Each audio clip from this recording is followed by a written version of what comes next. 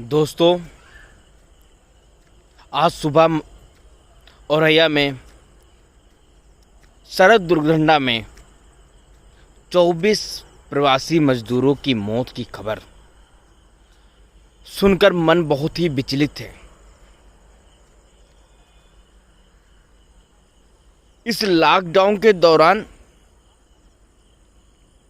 भारत के इतिहास का सबसे बड़ा पलायन हो रहा है।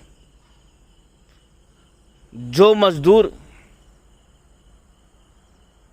दूसरों का घर बनाने के लिए शहर गए हुए थे गांव से, वो आज इस लॉकडाउन में अपने घर वापस आने के लिए उनके पास साधन नहीं है, और जो पैदल या किसी तरह घर पहुंच रहे हैं वो रास्ते में किसी न किसी दुर्घटना का शिकार हो रहे हैं।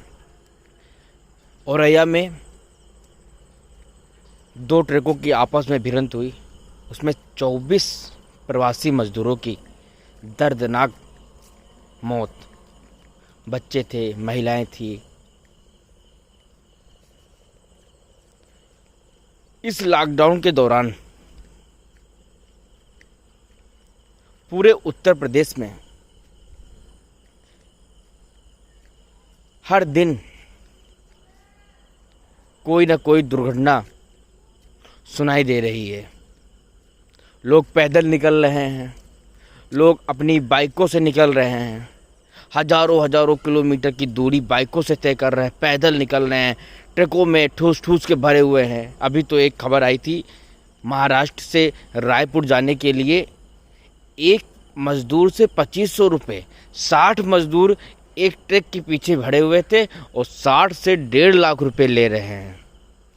ऐसे लोग इस संकट काल में फ़ायदा उठाने की कोशिश कर रहे हैं, मज़दूरों को परेशान कर रही। आज ये बताइए, पिछले 60 दिनों से मज़दूर लोग कहीं कमाने नहीं जा पा रहे हैं, तो उनसे 2500 रुपये की कीमत एक बार उनसे पूछें क्या होती है।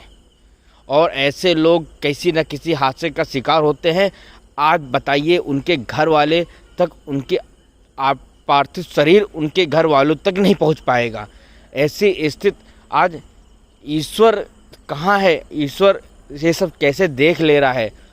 इस संसार की हालत, इस देश की हालत कैसे हो गई? 2014 में आज ही के दिन नरेंद्र मोदी प्रधानमंत्री बने थे।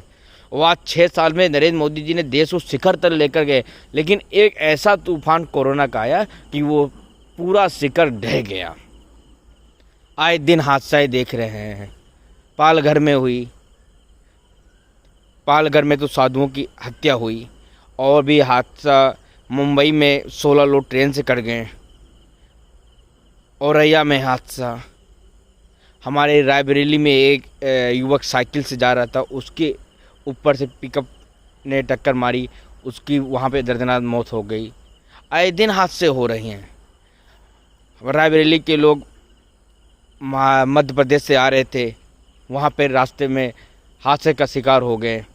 आए दिन सुबह से शाम तक कोई ना कोई खबर आती ही रहती है कि हमारे लोग मजदूर, प्रवासी मजदूर पैदल आ रहे हैं और किसी न किसी तरह सड़क दुर्घटना का शिकार हो रहे हैं। इसके अलावा अपराधों में भी वृद्धि हो रही है, जैसे पालघर में भी साधुओं की हत्या हुई, बुलंदशहर में साधुओं की हत्या, हमारे लखनऊ में गृह कलेश के द्वारा एक युवक ने 6 लोगों को, अपने परिवार के सदस्यों को मौत की घाट उतार दिया। दोस्तों, लॉकडाउन में जहां एक और कोरोना से जंग जीतने के लिए सारी शक्तियां लगी हुई हैं, वहीं इन जो चीज़ें हो रही हैं, जैसे अपराध बढ़ना, सड़क दुर्घटना होना, ये प्रशासन और सरकार को भी परेशान करने का काम कर रही हैं। मेरा तो लोगों से अपील करना चाहता हूं कि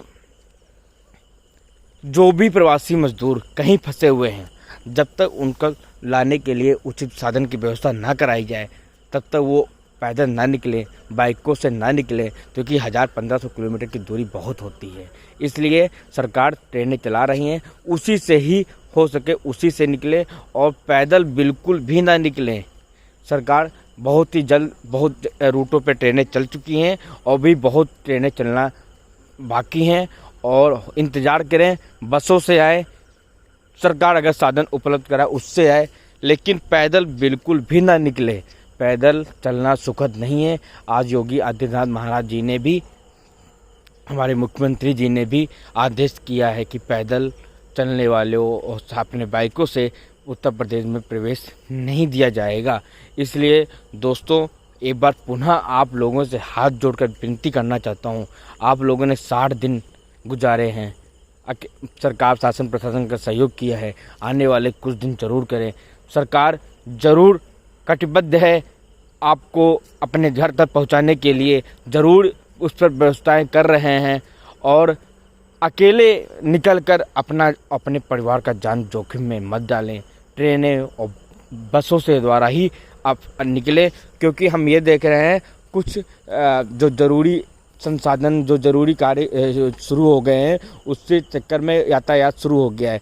तो जो कुछ ड्राइवर हैं उनके मन में क्या भरा हुआ है कि रोड पूरी तरह से खाली है, तो वो बहुत जल्दी पहुंचने की कोशिश करते हैं और रात में सोते नहीं हैं। इसी वजह से ये दुर्घटनाएं ज़्यादा हो रही हैं। पालघर, जो भी पालघर की बात, बार बार पालघर की बात आ रही है, मुंबई में जो भी 16 लोगों की हादसा हुआ ट्रेन से कटकर, वो भी सुबह के समय हुआ। और अभी कल औरैया में हुआ, वो भी सुबह 3 बजे 4 बजे के बीच में हुआ। इसलिए ये हादसा सुबह कुछ ज़्यादा हो रहे हैं। इसलिए बिल्कुल हो सके तो सफ़र सुबह के समय ना करें, और क्योंकि ज़्यादातर ट्रकों के ड्राइवर नींद में होते हैं, जिससे वो दुर्घटना का शिकार हो रहे हैं। इसलिए आप लोगों से पुनः एक बार हाथ जोड़कर मैं हरिओम चतुर्वेदी विनती करता हूं कि कृपया पैदल यात्रा ना करें, और हो सके तो सरकार द्वारा उपलब्ध कराए जाने वाले साधनों से ही यात्रा करें। धन्यवाद। भारत माता की जय।